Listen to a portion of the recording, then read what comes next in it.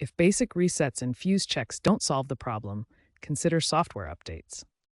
Mitsubishi released an over-the-air update, version 4.2.1, in mid-2024 for 2020-2023 models to address these issues.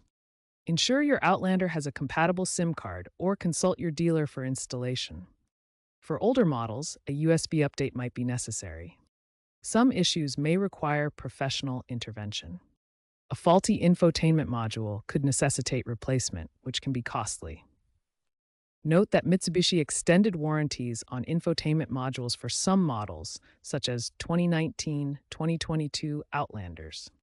By 2027, Mitsubishi aims to standardize over-the-air updates, proactively addressing potential problems. Be wary of unofficial modifications or third-party apps, which could void your warranty or cause further complications.